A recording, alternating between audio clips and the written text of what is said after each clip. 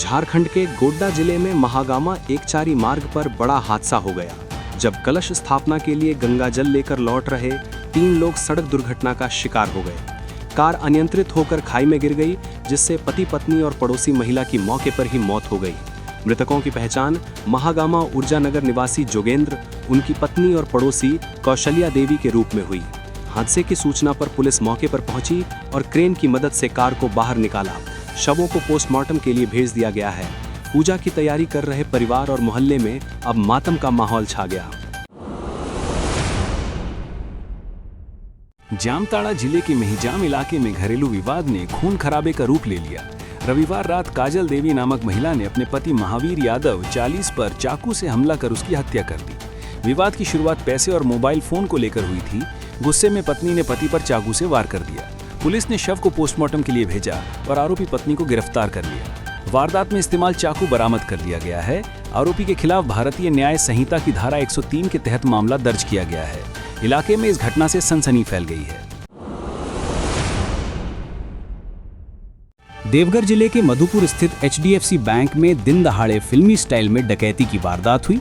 3 bank पर आए 6-7 हथियारबंद अपराधियों ने बैंक में घुसकर कर्मचारियों और ग्राहकों को बंधक बना लिया। बदमाशों ने बंदूक की नोक पर तिजोरी तोड़कर लगभग 7.25 लाख रुपए कैश और करीब 2 करोड़ का सोना लूट लिया। ग्राहकों के हाथ टेप से बांधकर उनकी भी लूटपाट की गई। वारदात के बाद अपराधी बाइक से फरार हो गए। पुलिस CCTV फुटेज खंगाल रही है और छापेमारी अभियान शुरू कर दिया है। इस डकैती ने जिले की सुरक्षा व्यवस्था पर सवाल खड़े कर दिए हैं। जामताड़ा जिले के कालाझरिया रेलवे ट्रैक के पास टाटा नई दिल्ली सुपरफास्ट ट्रेन की एक बोगी में अचानक आग लग गई। धुआं और लपटें देखकर यात्री घबराकर बोगी से कूदने लगे। लोको पायलट ने सूझबूझ से ट्रेन रोककर यात्रियों को सुरक्षित बाहर निकाला। करीब 45 मिनट की मशक्कत के बाद रेलवे स्टाफ ने फायर एक्सटिंग्विशर से आग पर काबू पाया। बताया गया कि अंडर गियर से निकली चिंगारी के कारण आग लगी। ट्रेन की जांच जामताड़ा स्टेशन पर की गई। इस घटना से यात्रियों की सुरक्षा को लेकर रेलवे ने अतिरिक्त सतर्कता बरतने की बात कही है। रांची जिले के खलारी थाना क्षेत्र के पूर्वी राय इलाके में गश्त कर रही पुलिस टीम पर अज्ञात बदमाशों ने फायरिंग कर दी। रविवार रात करीब 11:30 बजे हुई इस घटना में कांस्टेबल राम सारिक घायल हो गए, जिन्हें निजी अस्पताल में भर्ती कराया गया है। पुलिस बदमाशों की तलाश में CCTV फुटेज खंगाल रही है और संदिग्ध ठिकानों पर छापेमारी कर रही है। दूसरी ओर दुर्गा पूजा को देखते हुए प्रशासन ने सुरक्षा व्यवस्था कड़ी कर दी है। पूजा समितियों को भीड़ नियंत्रण, बिजली व्यवस्था और स्वयंसेवकों की तैनाती के निर्देश दिए गए हैं।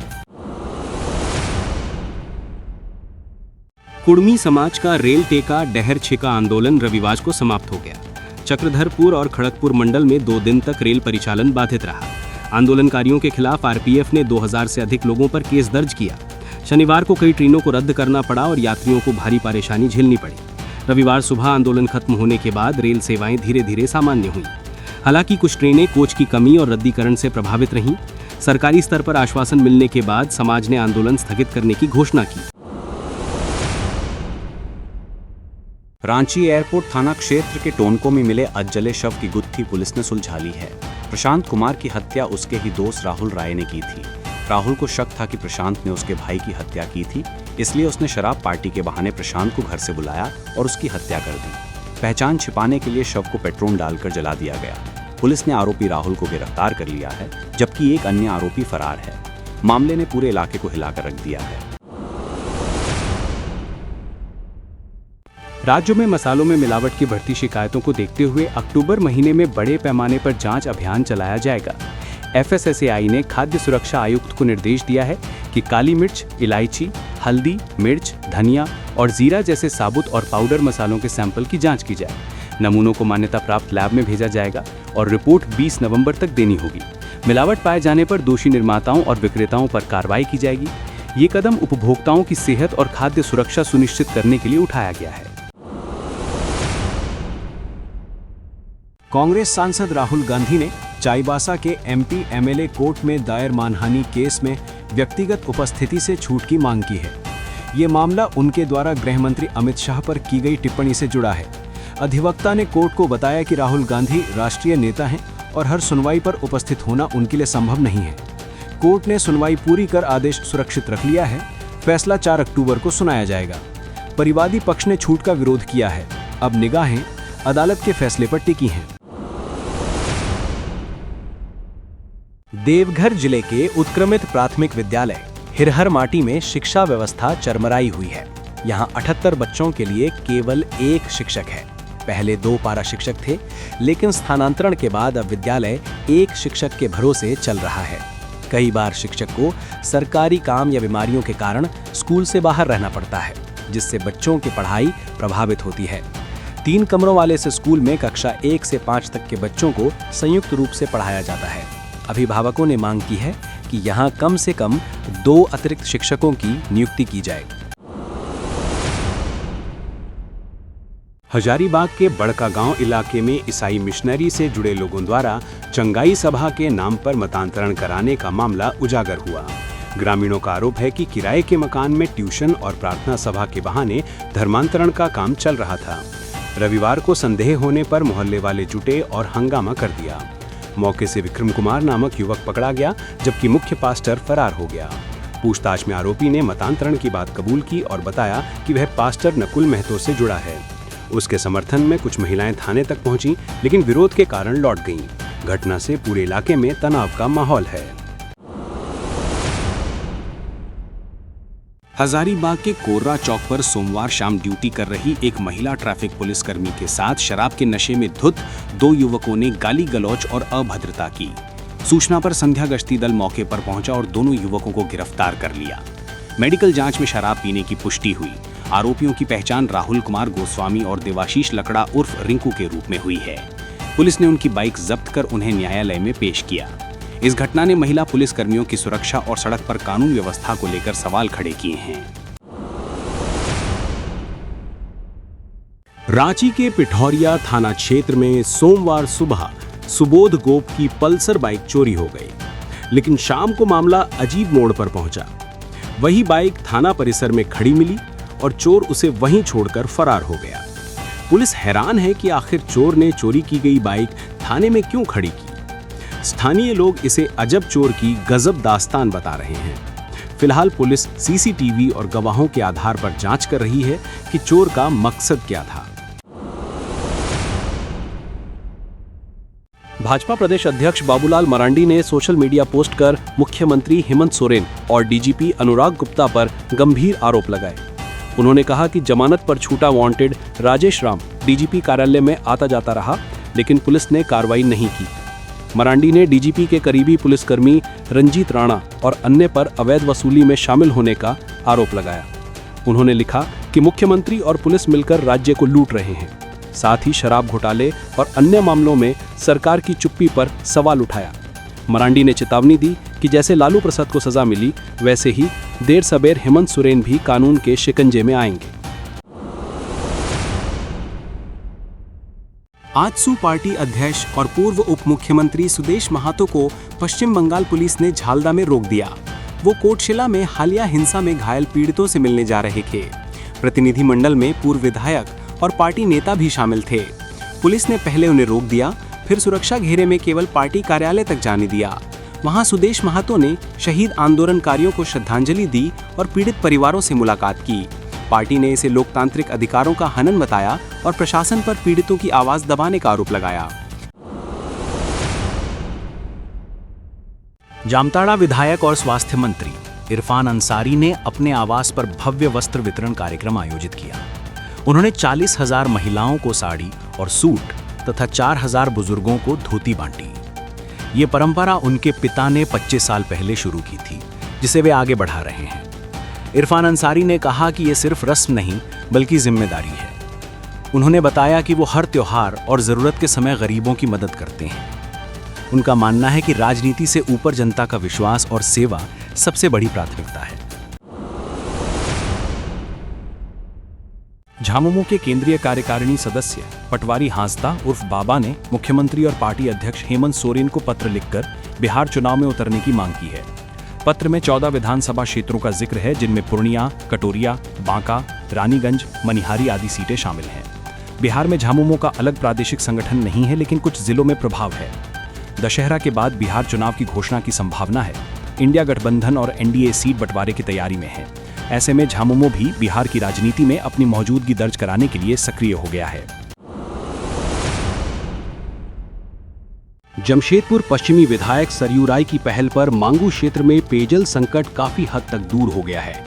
नवरात्र के पहले दिन वाटर ट्रीटमेंट प्लांट का 150 हॉर्स पावर का दूसरा पंप भी चालू कर दिया गया। अब दोनों पंप पूरी क्षमता से चल रहे हैं, जिससे क्षेत्र के हजारों परिवारों को सुचारू जल आपूर्ति होगी। सरयू राय ने अधिकारियों से लेकर विधानसभा तक इस मुद्दे को लगातार उठाया था। उन्होंने बताया कि जल्द ही 350 HP का मोटर भी फिट कर चालू किया जाएगा। स्थानीय लोगों ने राहत की सांस ली है। जमशेदपुर के सोनारी क्षेत्र में ब्लिंकिट गोदाम के संचालन को लेकर विवाद गहराता जा रहा है। स्थानीय लोगों का कहना है कि इससे रोजाना सड़क जाम और दुर्घटनाएं हो रही हैं। सोमवार को बाइक खड़ी करने को लेकर विवाद इतना बढ़ा कि दोनों पक्षों में पथराव होने लगा। पुलिस ने अतिरिक्त बल बुलाकर स्थिति को संभाला। भाजपा नेताओं ने प्रशासन से स्थायी समाधान की मांग की है। उनका कहना है कि ऐसा विकल्प निकाला जाए जिससे स्थानीय लोगों और ब्लिंकिट के कर्मचारियों दोनों को राहत मिले। रांची के डिपटोली कैंट स्थित कैंप परिसर में 212वां स्पर्श आउटरीच कार्यक्रम आयोजित होगा। इस कार्यक्रम में रक्षा राज्य मंत्री और सांसद संजय सेठ मुख्य अतिथि रहेंगे, जबकि रक्षा लेखा महानियंत्रक RK अरोड़ा भी मौजूद होंगे। कार्यक्रम में 500 से 600 पेंशनरों के आने की उम्मीद है। यहां पेंशन से जुड़ी शिकायतों का त्वरित निपटारा किया जाएगा। पेंशनरों के लिए मेडिकल जांच, ECHS शिकायत निवारण और भर्ती सहायता स्टॉल भी लगाए जाएंगे। गुमला और जमशेदपुर से आने वाले पेंशनरों के लिए विशेष बस की व्यवस्था की गई है। मानगू के 9 वर्षीय नीर कुमार की किडनी में गंभीर संक्रमण है, जिसका इलाज वेल्लोर के CMC अस्पताल में चल रहा है। परिवार की आर्थिक स्थिति कमजोर होने के कारण इलाज पर खर्च हो रहे लाखों रुपए वहन करना मुश्किल हो रहा था। पिता आलोक कुमार मजदूरी करते हैं और दादा अखबार बेचकर परिवार चलाते हैं। इस बीच कांग्रेस नेत्री ब्यूटी मंडल ने मदद की अपील की और स्वास्थ्य मंत्री इरफान अंसारी ने तत्काल संज्ञान लिया। मंत्री ने उपायुक्त को निर्देश दिया कि नीर को मुख्यमंत्री गंभीर बीमारी उपचार योजना में शामिल कर मदद उपलब्ध कराई जाए। उम्मीद जताई जा रही है कि सरकारी सहायता से अब बच्चे का इलाज सुचारू रूप से जारी रहेगा। पलामू जिले के पाटन थाना क्षेत्र के उताकी गांव में सोमवार को सनसनीखेज घटना सामने आई। राजद पिछड़ा प्रकोष्ठ के जिला अध्यक्ष जयशंकर ठाकुर का शव खेत से बरामद किया गया, जिस पर जलने के निशान मिले। सुबह घर से निकले जयशंकर देर तक वापस नहीं लौटे तो परिजन खोजने निकले और शव मिलने पर हड़कंप मच गया। पुलिस ने डॉग स्क्वाड की मदद से जांच शुरू कर दी है। परिजन इसे पूर्व नियोजित हत्या बता रहे हैं। फिलहाल पुलिस गंभीरता से मामले की पड़ताल कर रही है और अपराधियों की तलाश तेज कर दी गई है। पाकुड़ के लिट्टीपाड़ा प्रखंड के सोनाधनी पंचायत के मुकरी पहाड़ गांव में आदि कर्मयोगी अभियान के तहत विशाल ग्राम सभा आयोजित हुई। इसमें विभागीय पदाधिकारी, JSLPS के दीदियां और बड़ी संख्या में ग्रामीण मौजूद रहे। सभा में ग्रामीणों ने ग्राम लीडर और सहयोगियों का चयन किया जो भविष्य में योजनाओं को लागू करेंगे। ग्राम विकास योजनाओं का नक्शा भी तैयार किया गया। कार्यक्रम में BDO संजय कुमार ने मार्गदर्शन दिया और ग्रामीणों ने नारे लगाते हुए उत्साह दिखाया। अंत में सभी ने विकास, जागरूकता और स्वच्छता को प्राथमिकता देने की शपथ ली। गोड्डा जिले के महागामा एकचारी मुख्य मार्ग पर ग्राम शीतल के पास सोमवार को भीषण सड़क हादसा हुआ। कलश स्थापना के लिए गंगा से जल लेकर लौट रहे दंपति और उनकी पड़ोसी महिला की कार अनियंत्रित होकर खाई में जा गिरी। मौके पर ही तीनों की मौत हो गई। मृतकों की पहचान महागामा ऊर्जा नगर निवासी जोगिंदर यादव, पत्नी बिंदेश्वरी देवी और पड़ोसी कौशल्या देवी के रूप में हुई। पुलिस और ग्रामीणों की मदद से शवों और कार को खाई से निकाला गया। इस घटना से पूरे इलाके में मातम पसर गया है। लोहरदग्गा की दीक्षा कुमारी को समाज सेवा और जागरूकता अभियानों में योगदान के लिए राष्ट्रीय सेवा योजना NSS का राष्ट्रीय पुरस्कार मिलेगा। राष्ट्रपति द्रौपदी मुर्मू 29 सितंबर को ये सम्मान प्रदान करेंगी। दीक्षा ने स्वच्छता, पर्यावरण संरक्षण, महिला सशक्तिकरण, नशा मुक्ति और सड़क सुरक्षा जैसे अभियानों में अहम भूमिका निभाई है। वे रांची विश्वविद्यालय की NSS इकाई से जुड़ी हैं और 2023 में बेस्ट वॉलंटियर भी चुनी गई थीं। दीक्षा ने नवोदय विद्यालय से पढ़ाई के बाद समाज सेवा में कदम रखा। उनकी उपलब्धि से पूरे जिले में खुशी और गर्व का माहौल है।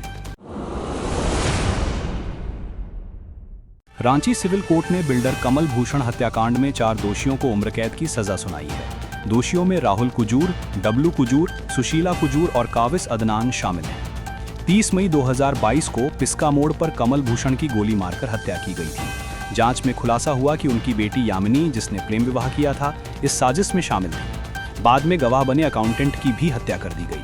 अदालत में 30 से ज्यादा गवाहों और एफएसएल रिपोर्ट के आधार पर दोषियों को सजा दी गई। धनबाद के वासेपुर क्षेत्र में 22 वर्षीय सोनू यादव की हत्या कर दी गई। उसका गला रीतकर शव एक सरकारी आंगनबाड़ी स्कूल के सेप्टिक टैंक से मिला। पुलिस ने शव को पोस्टमार्टम के लिए भेज दिया है और जांच शुरू कर दी है। मौके पर पहुंचे डीएसपी नौशाद आलम ने निरीक्षण किया और पुलिस टीम को कार्रवाई तेज करने का निर्देश दिया। सोनू के परिजन आरोपियों की गिरफ्तारी की मांग कर रहे हैं। पुलिस का कहना है कि जल्द ही हत्यारों को पकड़ लिया जाएगा। राज्य के यूपीएससी अभ्यर्थियों के लिए दिल्ली में छात्रावास खोलने की घोषणा कल्याण मंत्री चंपा लिंडा ने की। उन्होंने कहा कि ये निर्णय मीणा समुदाय की पहल से प्रेरित होकर लिया गया है। दिल्ली के द्वारिका क्षेत्र में भवन उपलब्ध कराया जाएगा ताकि झारखंड के छात्र बिना चिंता के तैयारी कर सकें। मंत्री ने कहा कि आदिवासी युवाओं को प्रशासनिक सेवाओं में अधिक संख्या में आना होगा, तभी राज्य का विकास होगा। उन्होंने युवाओं से संघर्ष करते हुए शिक्षा के जरिए आगे बढ़ने की अपील की। मौसम विभाग ने झारखंड में 24 और 25 सितंबर को भारी बारिश की संभावना जताई है। पूर्वी सिंहभूम, सरायकेला खरसावां, पश्चिमी सिंहभूम, सिमडेगा, खूंटी और गुमला जिलों में येलो अलर्ट जारी किया गया है। बंगाल की खाड़ी में बने निम्न दबाव का असर राज्य में दिखेगा। अगले 48 घंटों में दक्षिणी झारखंड में मूसलाधार बारिश हो सकती है। 26 सितंबर को पूरे राज्य में गर्जन और हल्की बारिश का पूर्वानुमान है। इस बदलाव से किसानों और आम लोगों की चिंता बढ़ गई है। जमशेदपुर की नमन संस्था के संस्थापक अमरप्रीत सिंह काले ने दिल्ली में सांसद और गायक मनोज तिवारी से मुलाकात की। उन्होंने उन्हें 23 मार्च 2026 को होने वाली ऐतिहासिक तिरंगा यात्रा सह शहीद सम्मान यात्रा में मुख्य अतिथि बनने का न्योता दिया। काले ने यात्रा की परंपरा और उद्देश्य से अवगत कराया। मनोज तिवारी ने सहमति जताई और शामिल होने का आश्वासन दिया। हर साल इस यात्रा में हजारों लोग भाग लेते हैं, जो देशभक्ति और शहीदों के सम्मान का प्रतीक बन चुकी है।